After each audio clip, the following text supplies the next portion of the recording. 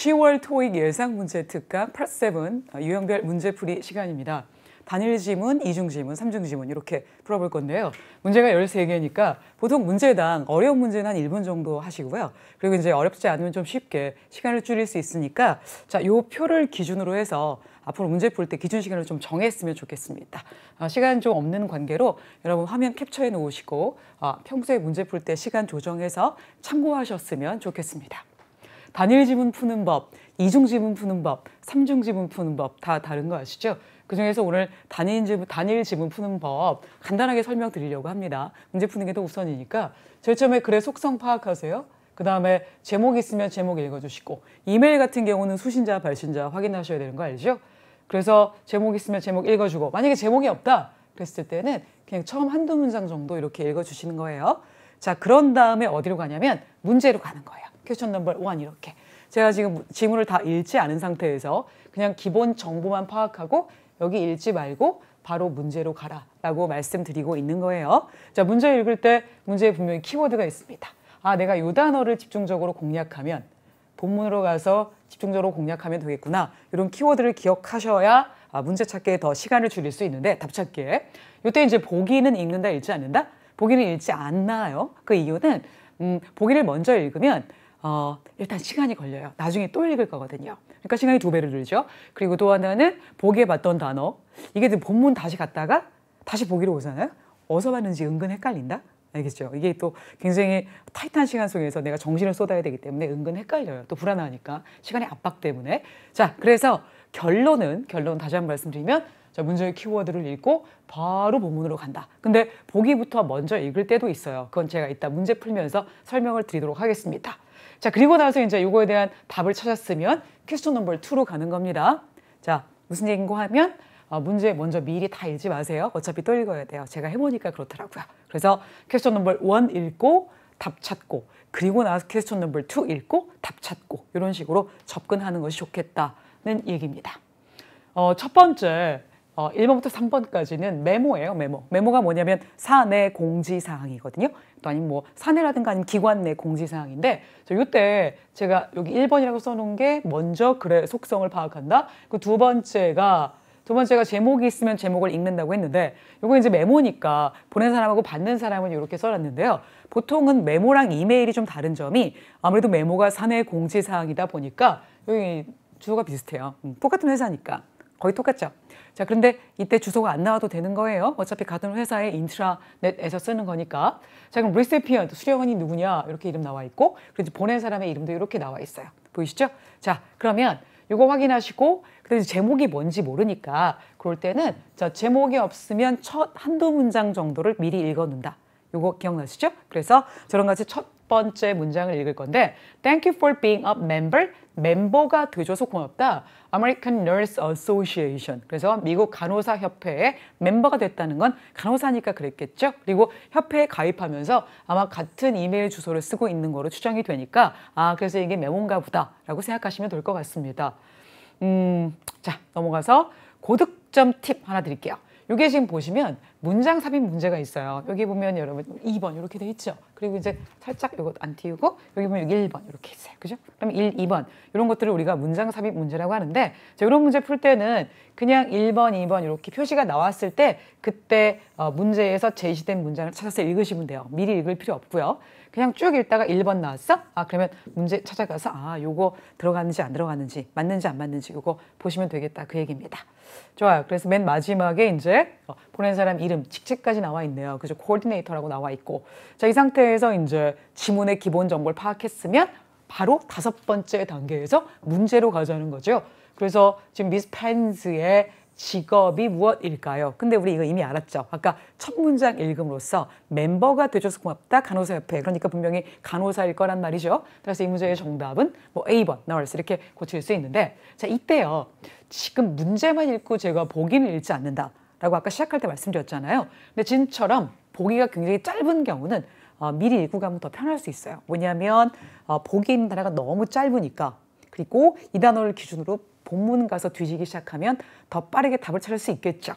되셨습니까? 근데 보기가 만약에 길어요. 그럼 읽어도 어차피 기억 안 나고 그러면 보기가 긴 문장으로 되어 있을 때는 보기 4개를 읽고 또 그 4개에 대한 답의 근거를 찾으러 본문에서 또 4개의 문장을 읽게 되면 거의 8개의 문장, 한 단락을 읽는데 소요되는 시간 이거 무시할 수 없거든요. 그러니까 보기가 길 때는 읽지 마시고 지금처럼 보기가 짧으면 미리 한번 싹 스캔하고 가는 것도 좋은 방법이라고 생각합니다. 괜찮습니까? 예. 자, 그래서 답의 근거 아까 north라는 건데 이따 한번 보여드리고요. 자, 또 두 번째는 what is not mentioned. 그럼 저 같은 경우는 not at all 이렇게 해놓으세요. 이렇게 해놓습니다. 여러분도 이렇게 해놓으세요. 안 그러면 헷갈려요. 저도 문제 풀다가. 그래서 아닌 거, 아닌 거, 아닌 거, 뭐 긴 거 이렇게 찾게 되는 거죠. 그래서 지금 benefit, early registration, 일찍 등록했을 때 benefit으로 언급된 것이 아닌 것은 사실 이런 문제는요. 시간이 오래 들어요. 그러니까 이런 것까지 빨리 풀려고 막 우왕좌왕하지 마시고 아닌 거 골라내는 건 어차피 시간이 드는구나. 내가 이런 문제를 풀려고 다른 데서 시간을 줄이는구나 라고 생각하시고 평소에 연습을 많이 하셔야 됩니다. 연습이 점수가 오르는 가장 큰 지름길이에요. 근데 그냥 넋놓고 연습하는 것이 아니라 시험과 똑같은 상황에서 연습하는 게 가장 좋대요. 아시겠죠? 좋아요. 그러면 우리 여기 아까 읽었던 거죠? American Nurse Association의 멤버가 돼줘서 고맙다라고 했으니까 분명히 직업은 널스일 것이다. 이렇게 알 수 있겠고요. 자, 그 뒤에 읽어 나갈 건데 뒤에 읽어 나가면서 본문이 좀 길게 되면 내가 읽었던 내용을 자꾸 까먹는 게 문제잖아요. 그렇다고 내가 계속 내용을 이해하면서 요약하면서 읽자니 시간도 없고 실제로 되지도 않고요. 연습이 안 되면. 자, 그래서 제가 문제 풀 때 본문을 좀 오래 기억하기 위해서 제가 답 찾을 때 힌트가 되는 단어를 평소에 말씀을 드려요. 이걸 절대 키워드라고 하는데 답을 찾을 때 가장 큰 힌트가 되는 단어죠. 이런 것들이 주로 고유명사. 그 이유가 Part 7 같은 경우는 본문에 나왔던 단어가 그대로 보기에 나오지 않거든요. 예를 들면 뭐 본문에서 customer, 고객이라고 했다. 그러면 다시 보기에 와서는 client 이렇게 바뀔 수 있잖아요. 그래서 그런 것들을 바꿀 수 있는데 고유명사는 바꿀 수 없으니까 일단 고유명사는 항상 키워드가 된다. 숫자, 시간도 바꿀 수 있는 좀 한계가 있고요. 부정적 단어는 주제어와 직결되기 때문에 알아두시면 좋을 것 같아요. 뭔가 비즈니스 하면서 처음부터 부정적 단어를 얘기했다는 건 내용이 부정적이니까 그럴 수밖에 없는 거니까 요거 4개를 절대 키워드로 생각하시고 문제를 풀어주시면 되는데 저도 그런 단어에다 지금 미리 표시해 놓은 거예요. 좋아요. 그러면 나 너한테 알려주고 싶다. upcoming, 다가오는이죠. annual conference. 자, annual이라는 게 매해 이루어지는 거잖아요. 그래서 yearly하고 똑같은 표현인데 이런 표현 잘 기억해 놨다가 나중에 문제 풀 때 여기 요번에 무엇은 컨퍼런스는 다가오는 컨퍼런스는 처음 열리는 것이다. 이런 문제가 또 진위판별 트루 나트루 문제로 나올 수 있거든요. 그런 거로 많이 이용하니까 요 애니얼 같은 거 이거 그럼 매년 이루어지고 있는 거구나 같은 포인트 잡을 수 있어요. 기억하시기 바랍니다. 플로리다 역시 고유명사니까 제가 밑줄 했고 Please note that 알아두세요. Early bird registration 이게 이제 조조 우리 일찍 일어나는 새 조조 그죠? 그래서 Early bird 등록하게 되면 자, 그 등록 기간이 8월 20날 끝이 난대요. 자, 그리고 나서 이 상태에서 여기 1번이 나왔어요. 그럼 지금 읽는 얘기입니다. 그럼 1번에 들어갈 문장 삽입 문제는 바로 3번이거든요. 그럼 3번에서 You can also find the detailed conference agenda. agenda가 어떤 뜻이 있죠? 이게 회의 일정, 회의 목록. 그래서 회의의 주제들이다. 의제 이렇게 얘기하거든요. 그러니까 회의에서 다뤄질 안건들을 얘기하는 겁니다. 그리고 information을 더 찾아볼 수 있대요. there, 거기서. 자, 그럼 there라는 게 거기서니까 앞쪽에 장소가 나와야겠죠? 꼭 물리적인 장소는 아니더라도 주소명이라도 좀 나와야 합니다. 보통 이런 경우는 더 많은 정보를 얻을 수 있다. 웹사이트인 경우가 굉장히 많은데요. 문제 많이 풀어보시는 분 금방 아실 겁니다. 자, 그럼 어쨌든 이 빈칸에 이 there에 해당하는 표현, 즉 선행사가 나오지 않았기 때문에 선생님 혹시 플로리다 아닌가요? 이렇게 생각하시는데 내용 연결해서 보시면 너 거기서 컨퍼런스 에이젠다에 대한 더 자세한 정보를 얻을 수 있다라고 했는데 여기 보니까 뭐에 대한 내용이 없어요. 앞쪽에 뭔가 컨퍼런스 디테일 에이젠다까지 나오지 않죠? 좀 소개하는 내용이니까 어울리지 않고요. 자, 그럼 두 번째 계속 볼게요. This year's conference. 자, this year라는 것도 역시 annual conference를 다르게 표현한 겁니다. 토익은 영어는 앞에 나왔던 단어를 그대로 쓰는 걸 싫어하기 때문에 모든 명사를 대명사로 바꾸잖아요. 그것도 마찬가지예요. 앞쪽에 annual 나왔으면 뒤쪽에서 annual 또 안 쓰고 year이라든가 아니면 this year로 바꿔 쓰는 거 한번 나중에 재표현하실 때 이용해 보시기 바라고요. 자, will be the largest. 최상급이죠. 최상급은 항상 강조 표현이니까 알아두시고 지금까지 한 것 중에 가장 큰 이벤트가 될 거고 거의 뭐 50세션 이상의 이벤트가 있다. 그리고 스페셜 게스트가 초대가 될 거래요. 자, 스페셜도 중요한 단어니까 알아두세요. 그러니까 제가 아까 말씀드렸던 절대 키워드 이외에 최상급, 스페셜 이런 단어가 나오면 좀 더 답과 그 가까이 있을 확률이 높다고 생각하시면 될 것 같아요. 자, 그런 단어가 뭐가 있냐면요. largest 있고요. 스페셜이 있고요. 제가 지금까지 보아하니 이런 거에서 답이 잘 나오더라고요. local, new. 그래서 아까 말씀드렸던 그 절대 키워드 이외에 딱 4개, largest, 즉 최상급, special, new, local. 이것도 정답과 굉장히 연관성이 있는 단어들이구나 라고 따로 정리해 주시면 굉장히 도움이 될 겁니다. 저기 세션이라는 건요, 활동이에요. 그냥 활동. 그러니까 a meeting for an activity. 그러니까 어떤 활동을 하기 위해서 만나는 모임이에요. 그러니까 여러분하고 저랑 같이 수업해도 그것도 세션이고 아니면 여러분하고 저랑 막 워크숍을 해. 아니면 과외를 해. 해턴간 2사람 이상이 모여서 뭘 하면 다 그걸 세션이라고 합니다. 그래서 이런 세션들이 좀 많을 것이다 라고 얘기하고 있고 자, 2번째 한번 넣어볼게요. 거기서 너는 더 많은 정보를 얻을 수 있다. 역시 거기라는 게 어딘지 모르겠죠? 네, 좋아요. 자, 이번에는 그래서 여기 넘어가서 볼게요. Please note that. 두세요. 숙지하세요. 만약에 early bird register에 대한 자격이 있다면 자, qualify for 뭐뭐에 대한 자격이 있다의 뜻이죠. 그럼 너는 $20를 정규 등록 비용에서 절약할 수 있고 as well as 플러스 얘기해줄 뿐만 아니라 discounted hotel pricing 호텔 숙박비도 뭐 할 수 있다? 절약할 수 있다라고 되어 있는데 지금 여러분 early bird의 혜택이 나오고 있는 거죠. 현재 여러분이 이거 2개를 읽으신 거예요. 20% 절약할 수 있다. 무엇에? 등록 비용에 그러니까 $20를 절약할 수 있고 2번째는 호텔 비용까지 할인해 준다. 여기서 지금 3번 일단 넣어보고요. 여기 그곳에서 역시 정보 앞쪽 연결 안 되죠. 자, 그리고 넘어가서 보시면 또 어떤 혜택이 나오는지 볼게요. You can also access to 이용 권한이죠. 자, 뭐에 대한 이용 권한이냐? VIP 디너를 먹을 수 있구나라고 생각하시면 되겠죠. 좋아요. 정규 등록 과정이 오픈하기 전에 등록을 하면 이런 혜택을 얻을 수 있다. 그럼 여러분 현재 지금 혜택이 3개가 나오고 있어요. 첫 번째 $20, 두 번째 호텔 방가격 할인, 세 번째 VIP 디너까지 먹을 수 있다. 이렇게 했으니까 한 3개 정도 나온 것 같네요. 좋아요. 그러면 please note that. 알아두세요. 이 이벤트는 항상 꽉 차요. 그래서 만약에 등록하고 싶으면 우리 웹사이트를 방문해 주세요. 장소가 나오고 있죠. 그럼 아까 1, 2, 3이 아니었으니까 정답이 여기가 될 확률이 좀 높습니다. 그리고 이제 이 웹사이트에 가게 되면 거기서 좀 더 디테일한 정보까지 알아둘 수 있다라고 얘기하고 있는 거죠. 그래서 4번이 정답인 것 같고 자, 그래서 D. 그럼 마지막으로 아까 2번 아닌 거 이제 골라야 되는 거죠. 그래서 아닌 게 도대체 뭐냐?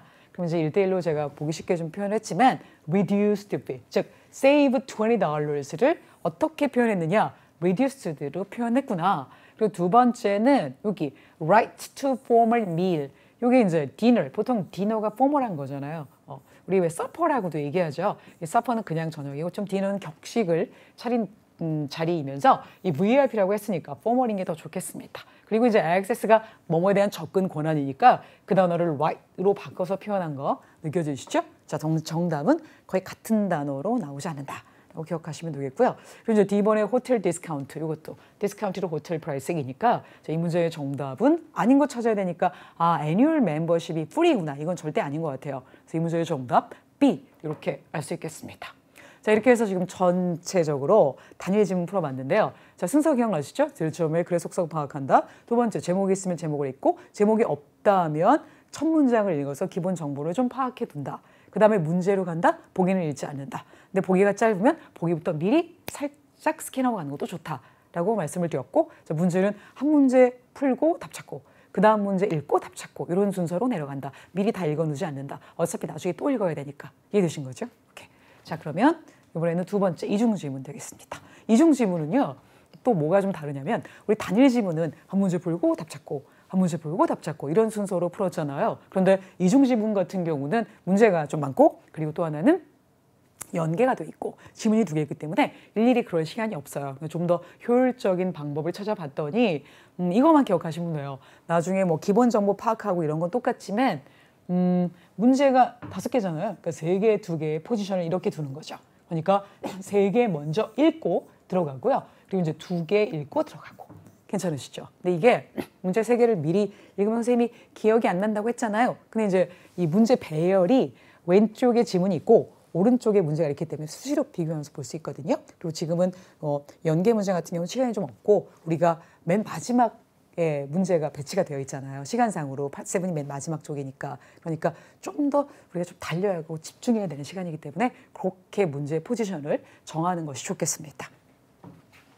그래서 저는 이런 문제 풀 때 배점이 많은 더블, 그리고 싱글, 더블, 트리플, 그죠? 트리플, 삼중지문. 그럼 맨 마지막에 싱글 이렇게 풀라고 해주고요. 보통 싱글 맨 마지막, 즉 171번부터 175번 요 사이가 굉장히 어려운 문제가 나오거든요. 그러니까 요거는 많이 틀려요. 자, 많이 틀리는 걸 내가 맞추면 점수가 올라가겠지만 이걸 틀렸을 때 그다지 점수가 내려가지 않는다는 걸 기억하시면요. 요 순서로 풀면 굉장히 효율적일 것 같습니다. 왜냐면 이쪽에 배점이 굉장히 많으니까. 좋습니다. 그래서 요 순서로 문제를 풀어주시면 될 것 같아요. 두 지문의 정보와 관계를 파악한다. 정보뿐만 아니라 관계 파악하셔야 됩니다. 두 번째, 문제 3개 먼저 읽고 지문 1. 그리고 나머지 2개 읽고 지문 2. 이렇게 들어가시고요. 그리고 이제 싱글 지문과 다른 게 이 두 지문 연계 문제가 있잖아요. 더블 지문부터. 그래서 두 지문 연계 문제 풀 때 보통은 문제를 많이 풀다 보면 느낌이 딱 와요. 분명히 문제에서 이걸 물어봤는데 내가 찾았는데 정답이 없는 거죠. 그럴 때 이거 다른 지문과 연계해서 풀라는 거구나. 알겠죠? 근거가 분명히 확실해서 내가 정답의 포지션을 잡았는데 왜 답이 보이지 않을까? 왜냐면 부분적인 참고사항만 줬기 때문이에요. 아시겠죠? 이따 문제 풀면서 같이 적용, 목격 해봅시다. 메모하고 스케줄. 메모가 아까 제가 선의 공지사항이라고 말씀드렸죠? 그래서 이메일과 비슷한 스타일인데 여기 주소가 없는 거로 봐서 같은 회사니까 주소를 쓸 필요가 없는 거죠. 뭐 써도 상관이 없지만. 그래서 누구한테 보내느냐? 직원들이네요. 그래서 컨설팅 폼의 직원에게 이 사람이 보냈는데 이게 매니지먼트 팀 소속인가 봐요. Upcoming office renovation. 사무실 renovation. 수리한다는 내용이고요. 날짜는 혹시라도 있다. 뭐 도움이 되면 그때 한 번 더 보시고 미리 기억할 필요는 없습니다. 그런데 이제 attachment가 있어요. 이게 첨부 파일인데 renovation 계획에 대한 내용이 나와 있습니다. 자, 그러면 제목이 딱 있고요. 벌써 이 그 메모의 주제가 뭔지 아니까 첫 번째 문장을 읽을 필요가 없는 거죠. 그래서 이렇게 글이 이루어져 있고 그 다음에 좀 길지만 두 번째가 좀 짧으니까 승산이 있죠. construction plan이라고 돼 있고 October the 1st부터 언제까지? 말일까지 하네요. 말일까지 하고 지문 딱 봤더니 비서술형 지문이에요. 이렇게 비서술형 지문인 경우는 다 읽어도 기억 안 납니다. 논리가 없기 때문에. 숫자가 너무 많아. 그러니까 읽지 마시고요. 문제가 원하는 부분. 나중에 여러분 문제 읽을 거잖아요. 그때 문제가 원하는 부분만 발췌해서 봅니다. 미리 뭐 훑어볼 필요도 없어요. 여러분. 근데 만약에 이런 표 밑에 뭔가 뭐 주의 이렇게 해서 막 주어 동사로 이루어진 서술형 문장 또는 단락이 나온다. 그때는 미리 읽고 가는 게 좋습니다. 아시겠죠? 여긴 지금 없어요. 그래서 저 넘어갈게요. 문제 3개 미리 읽자고 했었죠. 4번 문제. 이 메모의 목적은 무엇입니까? 보통은 목적은 글의 위쪽에 나오는 경우가 많은데 만약에 글 쓰는 사람의 목적이 불만 아니면 환불 이런 것들 아니면 우리 회의에 꼭 참가해 주세요. 등록해 주세요. 사세요. 이런 것들은 아래쪽에 포지션이 돼 있기 때문에 글의 주제 목적이 아래쪽에 나오는 경우도 있다라는 걸 감안해서 아예 이런 류의 문제들은 맨 마지막에 풀자라는 걸 제가 말씀드리고 싶습니다. 그래서 그거 그냥 맨 나중에 풀자. 맨 나중에. 4번 나중에 풀고요. 5번입니다. What should employees do? 직원들이 뭘 해야 합니까? 그럼 보통 뭘 해야 합니까?의 답은 어디서 나올까요? 특히 이게 비즈니스 레로인데 야 해! 이렇게 나오지는 않을 거 아니에요. 주로 이제 please 이런 것들 위주로 나오게 될 텐데요. 해석 잠깐만 해보면은 그 직원들이 만약에 이 공사로부터 영향을 받는다면 그들 직원들은 뭘 해야 할까요? 그러면 뭐뭐 해야 해! 라는 표현을 찾아야 하는 거잖아요. 그래서 보통은 이런 류의 것들이 should, 질문에서 should, must 라고 물어봤을 때 답이 되는 유형들인데 거의 뭐 일치합니다. 그래서 what should you do 이렇게 나온다면 should랑 동의어 you are required to 이게 수동이 능동보다 좀 정중하죠. 돌려서 얘기하는 거니까 required 대신에 뭐 asked 이런 거 아니면 더 정중하면 are asked to 말고 are 뭐 할까요? expected, 뭐뭐 할 것으로 예상돼. 굉장히 돌려서 얘기하고 있죠. 아니면 invited, invited 뭐 이런 시리즈. 뭐뭘 해야 하도록, 뭐뭘 하도록 요청한다 뭐 이런 것들 시리즈 알아두시면 좋겠고 또 would you, could you 이런 것들 해줄 수 있겠습니까? 정말 물어보는 게 아니라 나의 의도를 표현한 거고 상대방한테 해주세요 라고 얘기하는 우회적 표현이죠. 그래서 나 정말 고맙겠다. 당신이 이거 해준다면 내가 고맙겠다. 너 이거 해야 돼? 예, 우회적 표현 please 가장 흔한 스타일이고요. you must, you should 보통 고객한테 보다는 뭐 우리 회사 직원들 이럴 때 많이 쓰고요. We urge you to 당신이 뭐뭐 해주길 바래. We ask you to 네가 뭐뭐 해주길 바래. 요청해. 이런 류의 표현들 결국은 다 상대방한테 뭐뭐 해야 해 라는 표현이니까 질문에 should가 나왔다면 이런 표현들에서 답을 찾는 것도 굉장히 중요합니다. 자, 그리고 이제 6번째 What is stated about room 304 304호 304호에 대해서 뭐라고 암시가 되어 있나요? 언급이 되어 있나요? 이를 찾아야 되는 거죠. 자, 그렇다면 우리 지금 문제 3개 읽었고요. 첫 번째 게 메모. 자, 뭐에 대한 메모다? 사무실 다 내부 수리한다. 두 번째가 일정표라고 나와 있는 것들이네요. 자, 플랜 이렇게 바꿔도 괜찮습니다. 여러분 거에는 플랜이라고 나와 있을 거예요. 좋아요. 그럼 4번, 5번, 6번에 대한 답을 찾으러 갈 겁니다. 4번 나중에 풀고 그다음에 뭐 해야 돼? 이거 찾아야 되고 304 너무 키워드 확실하죠. 특히 304는 이거 나올 때 문제 풀어주시면 되겠고요. 자, 아까 읽었던데 바로 밑에 첫 단락부터 읽겠습니다. 여러분도 아시죠? 우리 좀 있으면 뭐 할 거예요? 오피스 레노베이션 할 거예요. 그래서 여러분이라는 건 당연히 직원들 뭐 하기 위해 더 많은 미팅 룸들을 만들기 위해 왜냐면 그것이 미팅룸 만드는 것이 지금까지 가장 요청되는 사항이었어요. 알겠죠? 그것도 이제 강조가 되었다 이런 내용입니다. 뭐를 위해? 사무실을 위해. 그러니까 숙지해 두세요. 몇몇 방들과 책상들은 will be vacated 다 비워질 것입니다. 이거 다 이제 처리가 된다, 없어질 것이다 라는 뜻이죠. To allow construction workers 지금 공사 직원들 즉 그 일할 직원들이 공사 담당 직원들이 와서 뭔가 좀 공간을 만들어야 되거든요. 데스 업그레이드를 위해서 사무실 레노베이션 얘기하는 거죠. 자, 앞에서는 레노베이션, 그 다음에 이제 컨스트럭션, 그 다음에 업그레이드. 지금 바뀌는 단어 보이시죠? 같은 단어를 두 번 쓰기 싫어한다는 거 이것도 알아두시고 그 다음에 이제 옥토버 첫 번째 주 동안에는 컨스트럭션 워커들, 자 워커를 다른 말로 크루로 바꿨습니다. 그 사람들이 올 거야. 어디에? 온사이트, 현장에, 즉 사무실에 올 것이다. 언제부터? 수요일부터 일요일까지. 제가 왜 노란색 읽게요? 자, 숫자, 시간 이런 표현들은 다 제가 키워드를 수 있다고 했죠. 자, affected employee. 이번 사무실 레노베이션 할 때 그 공사에 의해서 영향을 받는 직원들이죠. 그래서 아까 우리가 문제에서 봤던 impacted하고 여기 affected하고 동일하고 볼 수 있겠습니다. 걔네 뭐 해야 돼요? must clear out. 내가 직원들이니까 must 할 수 있죠. 근데 이제 고객들한테는 좀 더 부드럽게 please 같은 거 이런 표현들을 많이 쓰고요. 그럼 직원들 뭐 해야 돼요? 모든 working space를 어떻게 해야 돼? 싹 다 치워야지. 아까 vacate의 다른 표현입니다. No later than, by하고 동의어죠. 그래서 언제까지? 4시까지 해야 된대요. 근데 그게 4시가 언제냐? The day before construction begins. 그 사무실 공사가 시작되는 전날에 줘야 그 다음날 와서 공사가 더 쉽게 진행이 되겠단 말이에요. 그래서 프로젝트 타임라인, 언제까지 치워야 돼? 이런 것들에 대한 언제 무슨 방에 공사가 이루어질지에 대한 내용을 알려면 Please refer to the attached plan. 아까 첨부된 플랜을 좀 뭐 해라, 참고해라 라고 얘기하고 있습니다. 자, 그렇다면 아까 what should 주어 do에 대한 표현, 즉 이 공사에 영향을 받는다면 뭘 해야 합니까?에 대한 답은 you must, you should 리스트에서 나온 거죠. 그래서 you must, you should 그래서 답 찾는 거 거의 다 같은 패턴이니까 알아두시면 되게 편하다는 얘기입니다. 그러면 정답 알 수 있겠습니다. 어떻게 해야 돼요? 전날에 싹 다 비워놓는다, 다 치워놓는다. 그러면 여기 봤더니 걔네들은 뭘 해야 됩니까? What should employees do? 한 달 동안 leave of absence 무슨 뜻이에요? 결석기 내는 거예요. 결근.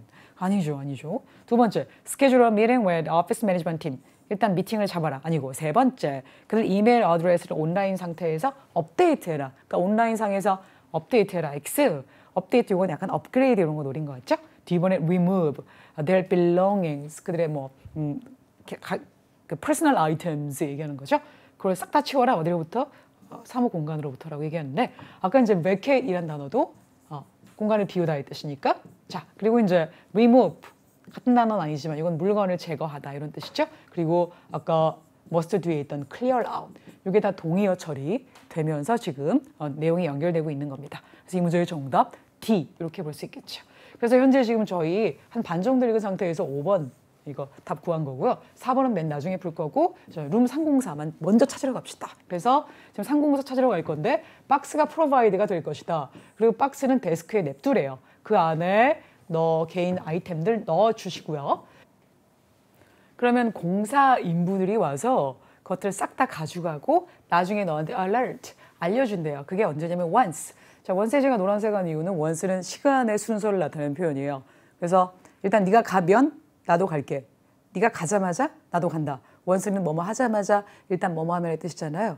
네 먼저 해. 그럼 나도 한다. 라는 뜻입니다. 그래서 once.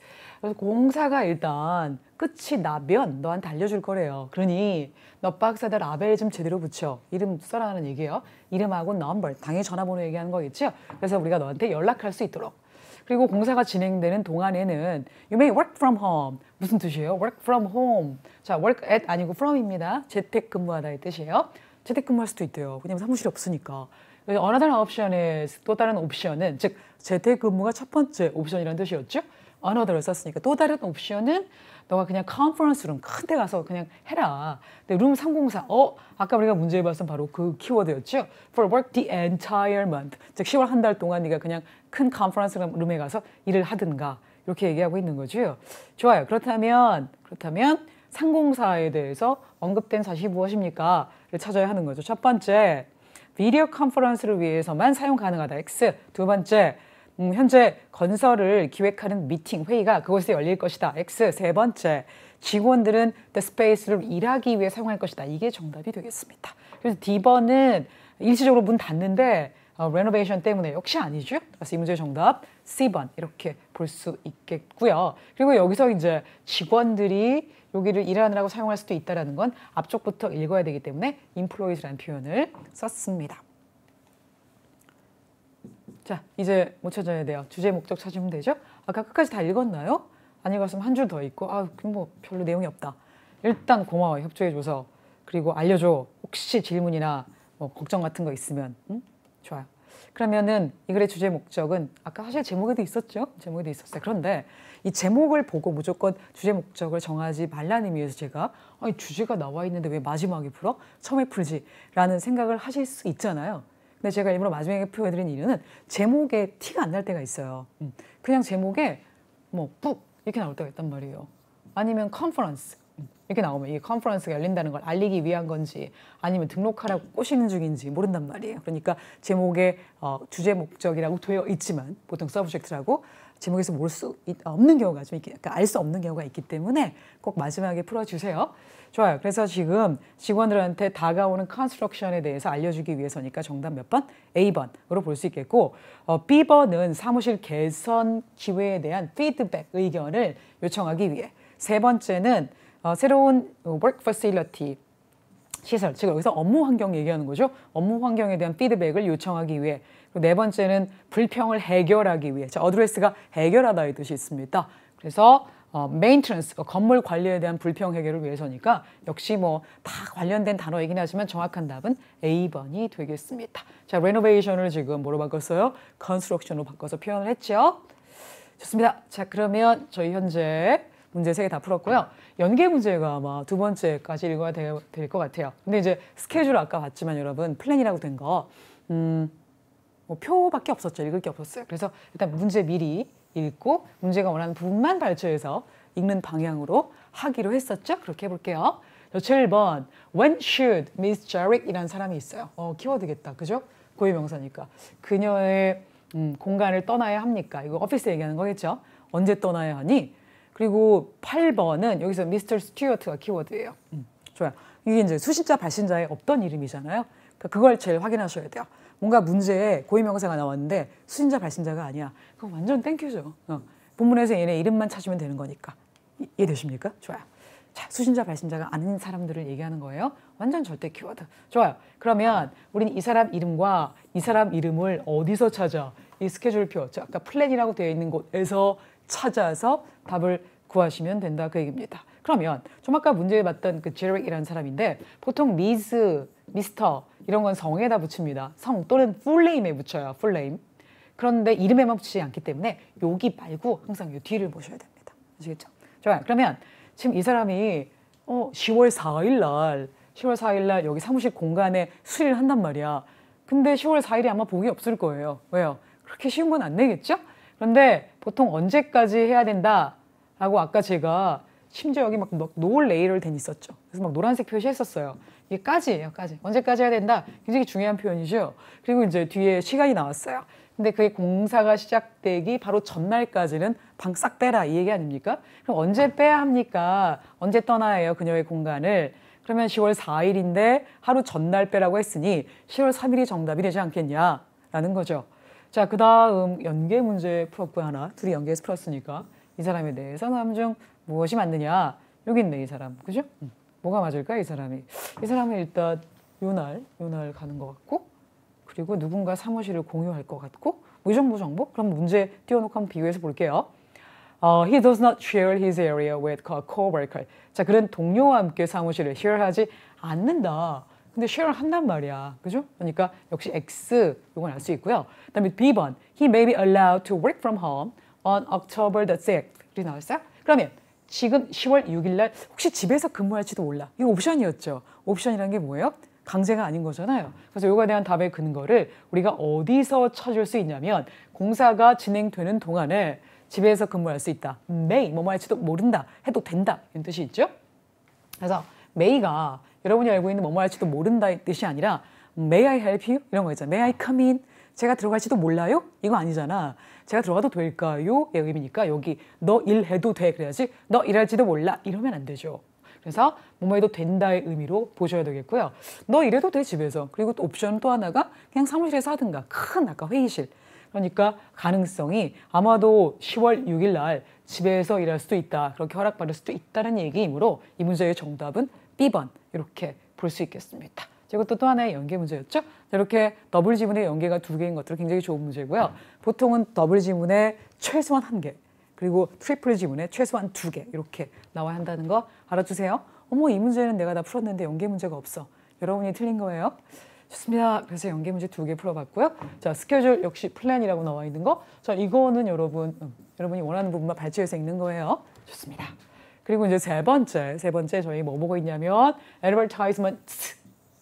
삼중 지문인데 광고가 두 개예요. 그리고 이제 이메일 하나 보도록 하겠습니다. 삼중 지문은 이중 지문과 비슷합니다. 그냥 연계 문제가 두 개 더 있다는 거, 그리고 문제의 포지션이 약간 다르다는 거 빼고는 제일 첫 번째 글의 속성 파악하는 거 뭐 잊지 마시고요. 그리고 관계 파악하셔야죠. 뭐 이렇게도 파악 한번 해보시고 이렇게도 한번 해보시고, 그리고 이제 문제의 포지션 둘 원으로 나눠 있습니다.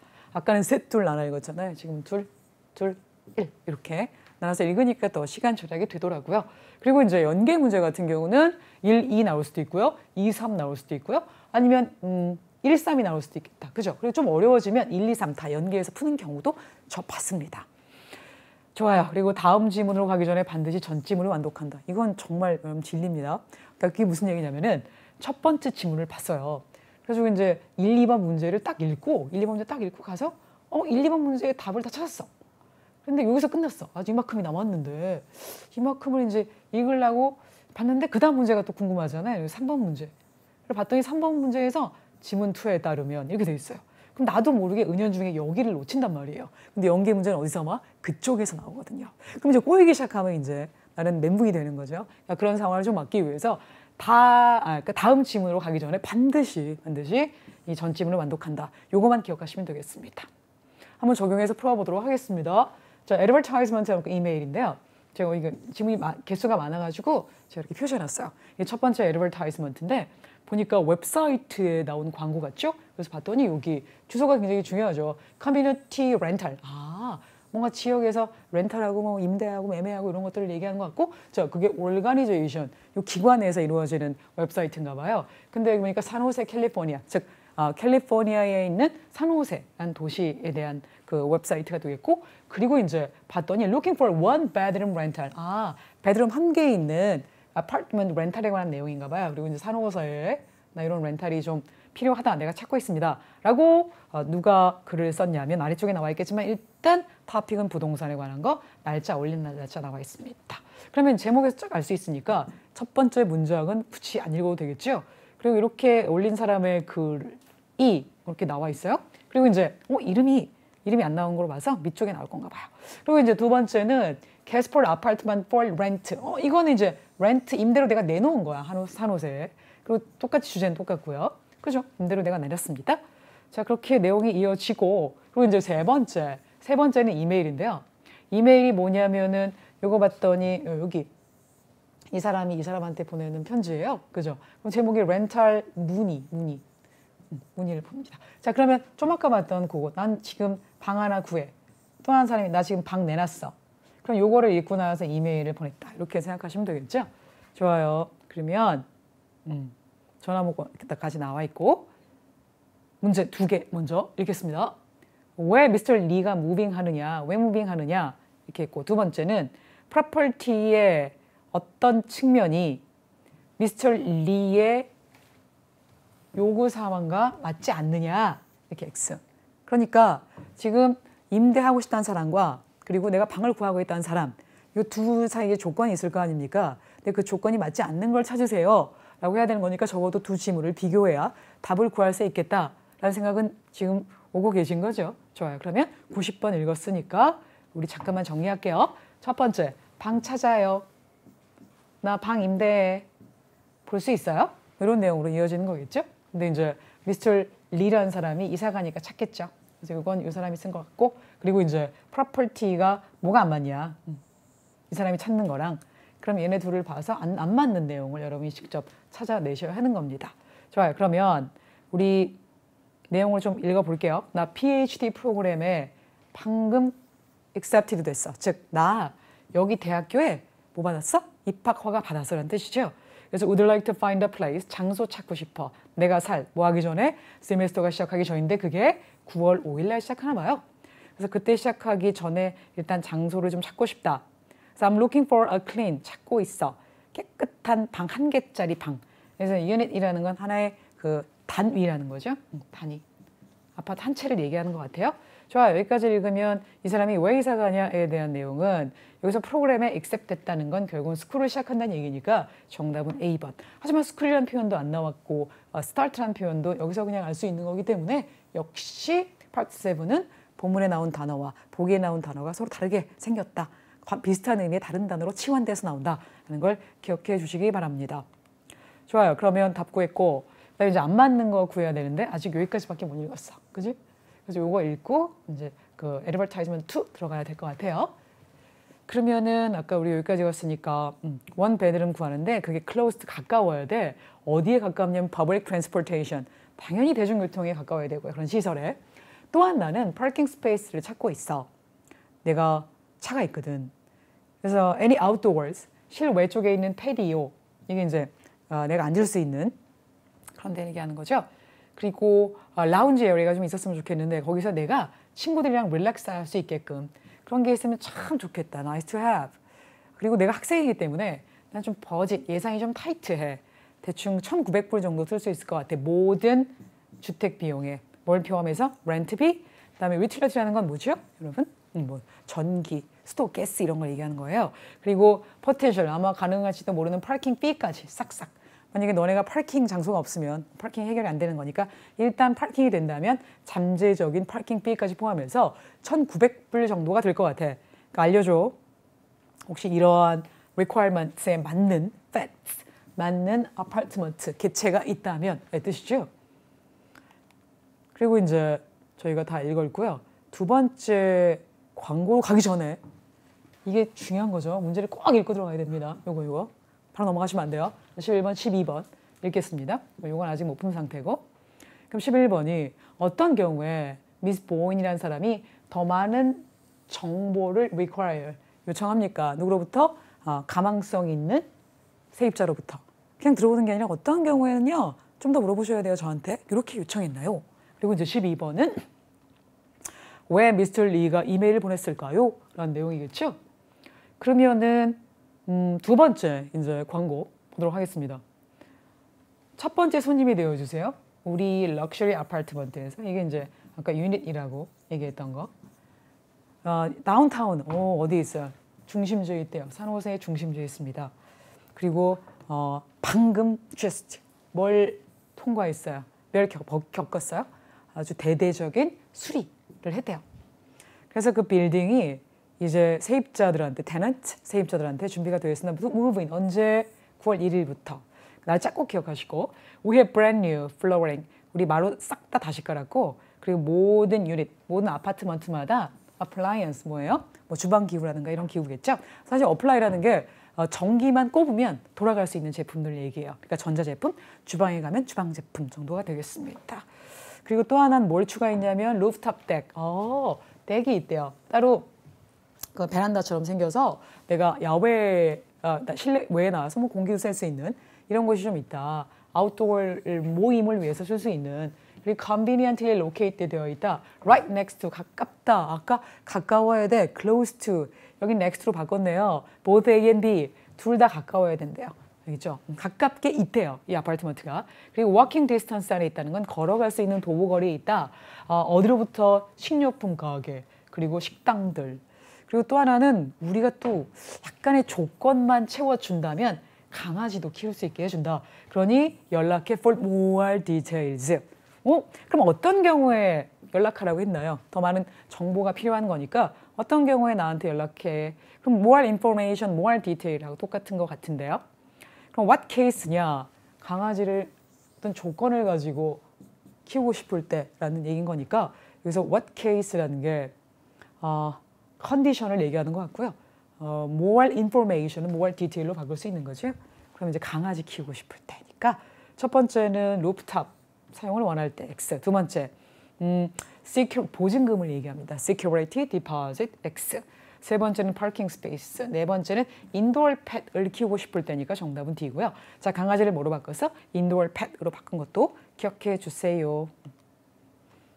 여기까지 했죠? 자, 12번. 그럼 왜 이메일을 보냈을까요? 그리고 이것도 같이 우리 풀어야 되는 거예요. 그죠? 아닌 게 뭡니까? 이메일을 보낸 이유. 끝까지 한번 보고 저희 주제 목적 구하기로 했었죠? 그러니까 우리 여기까지 읽었나요? 그 뒤에 읽어볼게요. 렌트 피가 1,800불이에요. 근데 거기에 전기, 수도, 가스 다 포함해야 되고요. 그 다음에 이제 쓰레기 버릴 때 쓰는 비용까지 그리고 다른 뭐 관리 비용까지 다 포함해서요. 만약에 파킹 스페이스를 원한다면 아마 분리된 비용으로 따로 내야 돼. 200불 한 달에. 그리고 들어올 때 세입자 뭐 해야 돼? 원타임 한번 디파짓 보증금을 내야 되는데 그 보증금의 액수가 한 달에 렌트비하고 맞먹어요. 그러니까 한 달 렌트비가 1,900불이다. 그럼 보증금을 1,900불 내야 한다는 뜻이죠. 뭐 하자마자 upon ing 뭐뭐 하자마자의 뜻입니다. the agreement 계약서 얘기하는 거죠. 그래서 계약서 사인하는 순간 돈 내야 된다. 보증금 내야 된다. 이런 얘기를 하고 있는 것 같아요. 자, 그러면 우리 먼저 도대체 뭐가 매치가 안 되냐를 찾아볼게요. parking space 요거 괜찮은데 있고요. 그리고 여기 서브웨이하고 버스하고 가까워. 그러면 그게 뭐가 되는 거예요? public transportation으로 바꿨죠. 그리고 이제 proximity 이거 가깝다. 여기 근접성을 얘기하는 거고요. 그리고 여기 pet 얘기 나온 거 아까 있었죠. 강아지 얘기. 강아지 얘기 있었고요. 강아지가 여기 이렇게 돼 있네요. 그럼 결국은 monthly cost가 언급이 안 돼 있어요. 여기 화면에는 없어요. 근데 아까 1,900불이라고 했잖아요.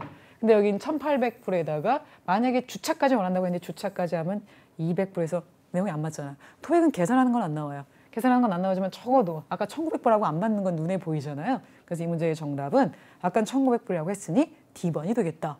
그 얘기가 되는 거죠. 그래서 여기서 지금 두 지문 연결해서 연계 문제 하나 풀어봤습니다. 그 이메일을 왜 보냈을까 하고 13번 문제 보면 되는 거죠. 그럼 이메일을 왜 보냈을까? 그 이메일을 읽어야 되잖아요. 그러니까 우리 13번 문제 읽고 나서 이메일로 들어갈 건데 문제 푸는 순서는 아마 13, 12 이렇게 될 것 같습니다. 아직 연계 문제 하나 남아있는 거 그것도 기억하세요. 그럼 미스터 리가 도대체 프로퍼티 뭐 얘기하는 거예요? 아까 우리 유닛이라고 언급되었거나 아파트먼트라고 얘기한 거. 여기에 언제부터 살기를 원합니까? 언제 살까요? 아까 자기가 언제부터 살고 싶다 막 그랬던 것 같은데 안 그랬나 아직? 이메일을 봐야 되니까 아직 안 그랬다. 근데 이제 학교가 시작하니까 그 전에 가고 싶다라고 했어요. 거기까지는 알고 있는 상태. 좋습니다. 자, 그러면 이 두 문제 이제 알았으니까 이메일 들어가도록 할게요. 나 그 광고 파레에서 너네 광고 봤어. 근데 seems like 완전 너네 건물이 나한테 맞는 것 같아. 그래서 뭘 바라냐면 early September까지 좀 이사했으면 좋겠어. 근데 그리고 또 내가 다음 주에 샌호세에 간다? 이날부터 이때까지. 다음 주니까 뭐 지금 편지 쓰고 있는 시점에서 날짜 딱 맞아 떨어지네요. 근데 혹시 가능하니? 내가 좀 체크아웃 할 수 있을까? The place라는 건 어디? The building, 그죠? The building. 너가 지금 임대한 건물. Your building, 그 다음에 the place. 영어는 한 번 나왔던 단어 두 번 안 쓰는 거 지금도 느껴지시죠? 여기 then이라는 건 내가 산호세 갈 때 그 기간에를 표현하고 있는 것 같아요. 그럼 결국은 이 글을 쓴 이유는요. 뭐 때문에 그래요? 나 보고 싶어. 뭐 이런 얘기를 하는 것 같죠? 그럼 이제 마지막까지 읽어볼게요. 만약에 아파트가 내 조건에 맞는다면 나 같은 날 이사 가고 싶어. It will be available. 그 건물이 지금 방금 내부 수리를 끝냈다며 그리고 ready가 좀 있으면 될 거라며 나 그날 이사 가면 안 될까? 라고 얘기하고 있는 거죠. 곧 연락 줘 라고 얘기했어요. 자, 그럼 같은 날이라는 게 도대체 언제냐? 연계 문제가 되겠죠. 언제부터 도대체 이용 가능하냐? 라는 거를 광고에서 좀 찾아보면 여기 있네요. September the 1st부터 가능하다. 그랬으니 정답은 몇 번? C번. 또 하나의 연계 문제가 나왔네요. 이렇게 구하시면 되겠습니다. 여러분들 대부분의 연계 문제는요. 보면은 보통 어떻게 나와 있어요? 아주 철저하게 절대 키워드 위주, 굉장히 쉬운 단어 위주로 연결되기 때문에 이게 포기할 이유가 없고요. 단지 좀 뒤쪽에 포지션이 돼 있기 때문에 문제 풀 때 우리 토익 문제 풀면서 맨 끝에 있잖아요. 그러니까 좀 당이 떨어지고 정신력이 좀 흩어지고 빨리 집에 가고 싶고 이런 것만 제외한다면 굉장히 쉬운 문제 스타일이라서 그래서 저는 어떻게 얘기한다고요? 먼저 좀 풀자. 더블하고 트리플을 좀 먼저 풀자. 이걸 다시 한번 말씀드리고 싶습니다. 그리고 이제 12번 주제 목적 문제 풀어야겠습니다. 왜 보냈을까요? 올해빛 possible 가능해? 물어보는 거죠. 근데 이게 정말 물어보는 것보다는 나의 즉 글쓴이의 의도를 우회적으로 굉장히 정중하게 말한 거지. 그래서 나 좀 체크해보고 싶어. 구경할래. 이런 뜻이니까 A번 사인하기 위해 X 두 번째 유닛의 feature에 대해 물어보기 위해. feature는 이미 광고에서 이미 본 상태라서 아니고요. 세 번째는 이거 뭐야? 스칼렛 장학금? 아까 자기 학교에 이런 프로그램을 할 건데 장학금을 내가 수령하기 위해 X. 네 번째는 property 뭐 얘기하는 거예요. The building, the place, the unit, the apartment. 한 곳을 두고 굉장히 다양하게 지금 어휘 선택을 했죠. 여기를 좀 한번 들러보려고. 그래서 약속 정하려고를 답으로 할 수 있겠습니다. 그래서 12번의 정답 D 이렇게 보는 거죠. 자, 연계 문제 2개 나온 거 지금 확인하셨고요. 그리고 맨 마지막에 주제 목적 문제. 자, 주제 목적은 언제 푼다? 거의 맨 마지막에 푼다. 이거 기억하시면서 문제 정리하시면 되겠습니다. 자, 오늘 수고하셨고 전 다음 달에 뵐게요. 감사합니다.